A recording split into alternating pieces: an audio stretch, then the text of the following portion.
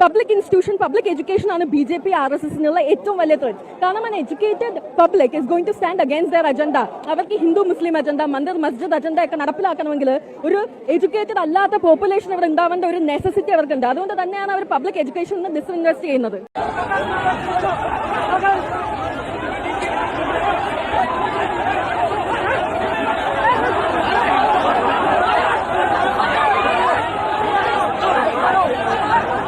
മനുഷ്യന്റെ ജീവിതത്തെ, അതായത് വരുന്ന തലമുറയുടെ ജീവിതത്തെ പോലും ബാധിക്കുന്ന അടിസ്ഥാനപരമായ വലിയൊരു പ്രശ്നം ഇവിടെ നിൽക്കുമ്പോഴാണ് ഇവിടെ ഓരോരുത്തര് ഹിന്ദു മുസ്ലിം ക്രിസ്ത്യൻ എന്ന് നടക്കുന്നത്.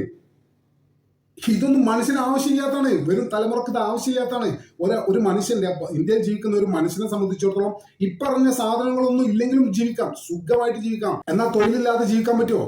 ഭക്ഷണം ഇല്ലാതെ ജീവിക്കാൻ പറ്റുമോ? വരുമാനം ഇല്ലാതെ ജീവിക്കാൻ പറ്റുമോ? ഇതൊന്നും ഇല്ലാതെ ജീവിക്കാനും പറ്റില്ല. അപ്പോ ജീവിക്കാൻ അത്യാവശ്യമായിട്ടുള്ള എല്ലാ കാര്യങ്ങളെയും മാറ്റിവെച്ച് മനുഷ്യന് ഇന്ത്യയിൽ, ഈ നാട്ടിൽ ജീവിക്കാൻ ഒരു ആവശ്യവുമില്ലാത്ത ജാതിയും മതവും എടുത്ത് ആളുകളെ തമ്മിൽ തല്ലിച്ച് നടക്കുന്നവരുടെ ലക്ഷ്യം ഒന്ന് മാത്രമാണ്: അധികാരം. അതിനുവേണ്ടി നിങ്ങളെയും നിങ്ങളുടെ മതത്തെയും നിങ്ങളുടെ ജാതിയെയും നിങ്ങളുടെ കുടുംബത്തെയും വെച്ച് വരെ ഇവർ രാഷ്ട്രീയം കളിക്കും.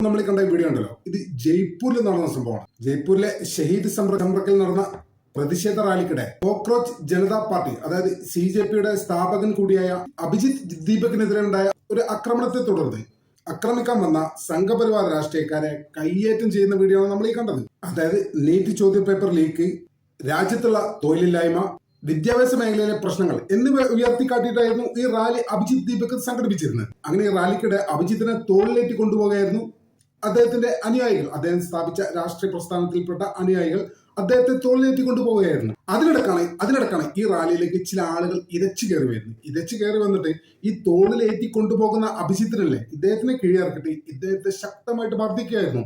പച്ചക്ക് പറഞ്ഞാൽ പൊതിരെ തല്ലി എന്ന് നമുക്ക് പറയാൻ സാധിക്കും.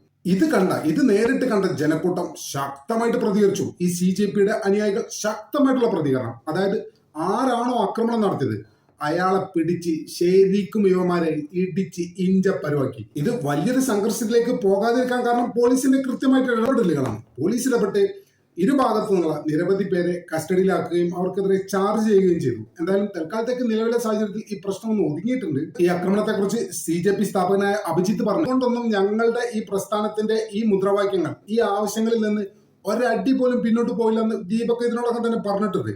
നിങ്ങളൊന്ന് ആലോചിക്കുക, ഒരു രാജ്യത്ത് വിവിധ രാഷ്ട്രീയ പാർട്ടികൾ ഉണ്ടാകുമ്പോൾ അഭിപ്രായ വ്യത്യാസങ്ങളൊക്കെ സ്വാഭാവികമായിട്ടും ഉണ്ടാവും. അത് ഉറപ്പാണ്. ഒരു ജനാധിപത്യ പ്രക്രിയയിൽ ഇത്തരം അഭിപ്രായ വ്യത്യാസങ്ങൾ കൂടി ചേരുമ്പോഴാണല്ലോ ആ ജനാധിപത്യ പ്രക്രിയ മനോഹരമാകുന്നത്. എന്നാൽ ഇവിടെ സംഭവിച്ചെന്താ? ശാരീരികമായിട്ട് ഒരാളെ നേരിടുന്നു. എന്തിന്റെ പേരില? അയാൾ ന്യായമായിട്ടുള്ള ചില ആവശ്യങ്ങളുമായി സമരം നടത്തുന്നു. അതിന്റെ പേര് ഒരാളെ ശാരീരികമായി നേരിടുക എന്നൊക്കെ പറഞ്ഞാൽ ഇതൊക്കെ ജനാധിപത്യ വിരുദ്ധമാണെന്ന് നമുക്ക് ഏറ്റവും ചുരുക്കി പറയാൻ സാധിക്കും. എന്താണ് ഇവർക്ക് ഇത്ര പേടി? ഇന്ത്യയിലെ യുവാക്കൾക്ക് അനവധി പ്രശ്നങ്ങളുണ്ടെന്ന് അറിയാത്തവരാണോ ഈ പറഞ്ഞ ആളുകളൊക്കെ, അല്ലെങ്കിൽ അവരുടെ അനുയായികളൊക്കെ? അതൊന്നല്ല, എല്ലാവർക്കും ഈ പ്രശ്നങ്ങളെ കുറിച്ച് അറിയാം. ഇന്ത്യയിലെ യുവാക്കളിൽ മിക്ക ആളുകളും ഇത്തരം പ്രശ്നങ്ങളൊക്കെ ഫേസ് ചെയ്യുന്നുണ്ട്, പ്രത്യേകിച്ച് തൊഴിലില്ലായ്മന്റെ പ്രശ്നങ്ങളൊക്കെ. അത്തരമൊരു അവസരത്തിൽ ഇത്തരത്തിലൊരു പ്രകടനം അല്ലെങ്കിൽ പ്രതിഷേധം ഉണ്ടാകുമ്പോൾ അതിനെ ജനാധിപത്യ വിരുദ്ധമായി കയ്യാങ്കളിയിലേക്കൊക്കെ പോവാന്ന് പറഞ്ഞാൽ ഈ പ്രതിഷേധത്തെ ഇക്കൂട്ടർ എത്രത്തോളം ഭയപ്പെടുന്നുണ്ട് എന്ന് ഊഹിച്ചാൽ കിട്ടുന്ന കാര്യമാണ്. നമ്മുടെ നാട്ടിലെ തൊഴിലില്ലായ്മ എന്നത് ഒരു വസ്തുതയാണ്. തൊഴിലില്ലായ്മ മാത്രമല്ല എന്ന് പ്രശ്നം. ഒരു യൂണിവേഴ്സിറ്റിയിൽ നിന്ന് വളരെ കഷ്ടപ്പെട്ട് പഠിച്ച് ഡിഗ്രിയൊക്കെ സ്വന്തമാക്കി പുറത്തേക്ക് ഇറങ്ങുന്ന ഒരു വിദ്യാർത്ഥിക്ക് എന്ത് സാധ്യതയാണ് അവന്റെ മുന്നിലുള്ളത്? ഒരു സാധ്യതയില്ല. ഒരു യൂണിവേഴ്സിറ്റിയിൽ പഠിച്ച് അദ്ദേഹം ഡിഗ്രി ഹോൾഡറായി പുറത്തിറങ്ങാൻ എത്ര സമയമാണ് വേണ്ടത്? എത്ര പണമാണ് അതിന് ചെലവാകേണ്ടത്? അതിനനുസരിച്ച് ഇനി കഷ്ടപ്പെട്ട് പഠിച്ചാൽ തന്നെ അതിനനുസരിച്ചുള്ള ഒരു അക്കോമഡേഷൻ അദ്ദേഹത്തിന് ഇവിടെ ലഭിക്കുന്നില്ല ഈ പഠിച്ചിറങ്ങുന്ന വ്യക്തിക്ക്. അതൊരു യാഥാർത്ഥ്യമല്ലേ? അതിനോട് എന്താണ് അസഹിഷ്ണുത കാണിക്കാൻ? വിദ്യാഭ്യാസമുള്ളവന് വിദ്യാഭ്യാസ യോഗ്യത ഉണ്ടായിട്ട് പോലും തൊഴിലില്ലാത്ത ഒരു സാഹചര്യം എന്ന് പറഞ്ഞാൽ അത് ഭീകരമാണ്. ഇത്തരം പ്രശ്നങ്ങളെയൊക്കെ തല്ലി തകർക്കാൻ ഇത്തരം അക്രമങ്ങളിലൂടെ സാധിക്കുമെന്ന് ആരെങ്കിലും പകൽക്കിനാവ് കാണുന്നുണ്ടെങ്കിൽ ആ പകൽക്കിനാവുകളൊക്കെ ഇത്തരം കൂട്ടർ മാറ്റിവെക്കണം.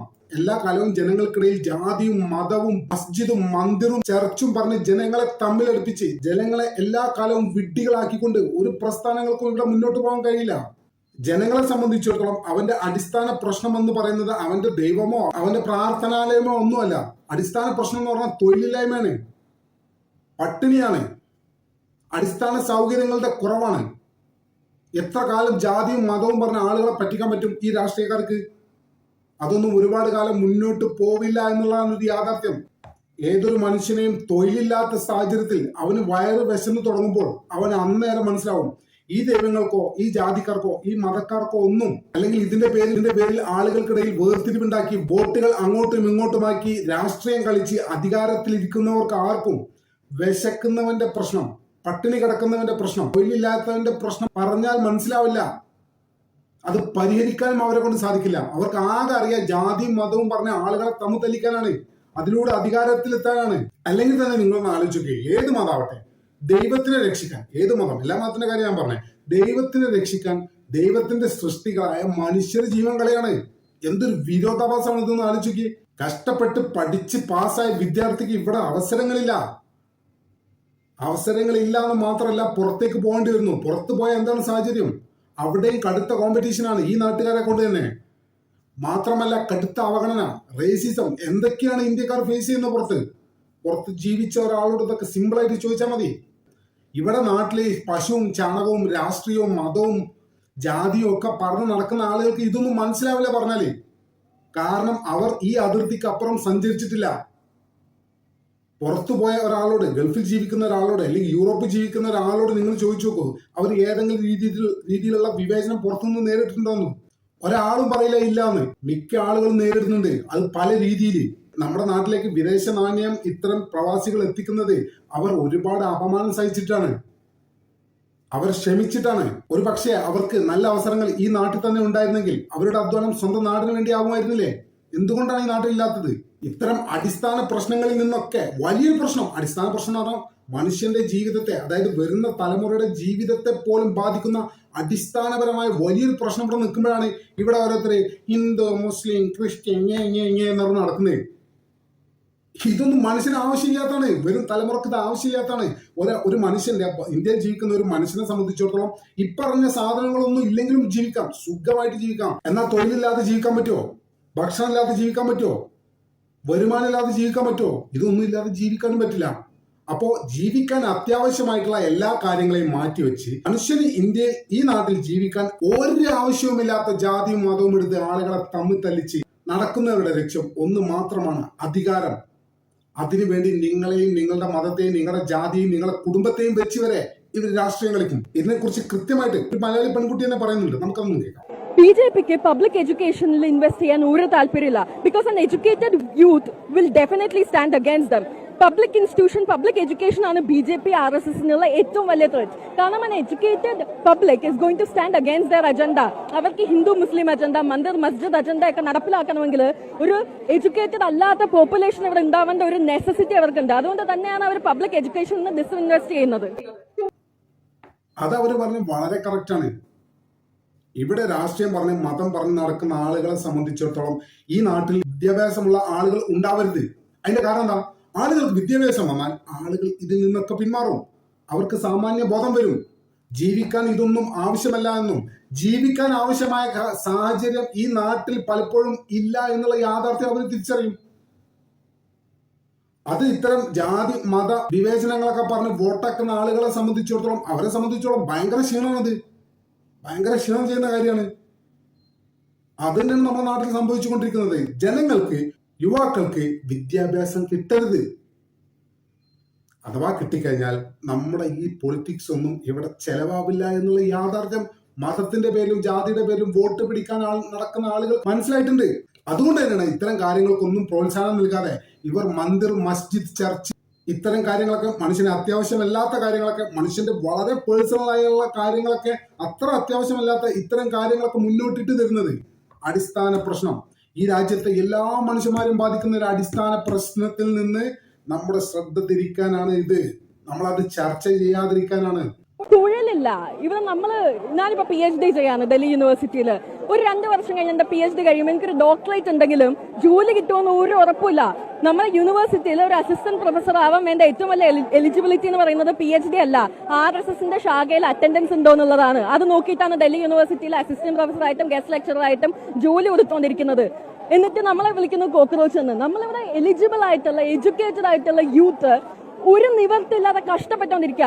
നമ്മൾ ഡൽഹി യൂണിവേഴ്സിറ്റിയിലും JNU ഒക്കെ പഠിക്കുമ്പോൾ, എസ്പെഷ്യലി ഹോസ്റ്റൽ ഇല്ലാത്ത ഡൽഹി യൂണിവേഴ്സിറ്റി പോലത്തെ സ്ഥലത്ത് പഠിക്കുമ്പോൾ റെന്റ് കൊടുക്കേണ്ടി വരുന്നത് പെർ മന്ത് 12,000 to 15,000 ആണ്. അതിന്റെ കൂടെ നമ്മുടെ ഗ്യാസിന്റെ വില കൂടിക്കൊണ്ടിരിക്കുകയാണ്, ഉള്ളിന്റെയും തക്കാളിയുടെ വില കൂടിക്കൊണ്ടിരിക്കുകയാണ്. സ്റ്റുഡൻസിന് ഒരു സപ്പോർട്ട് സിസ്റ്റം ഇല്ല. നമ്മുടെ ഡൽഹി CM ഇന്നലെ വന്ന് പറഞ്ഞത് ഡൽഹിയിൽ വെള്ളം ഇല്ലാത്തത് വെള്ളം വരുമ്പോൾ ഇവാപറേറ്റ് ആയി പോകുന്നത് കൊണ്ടാണ്.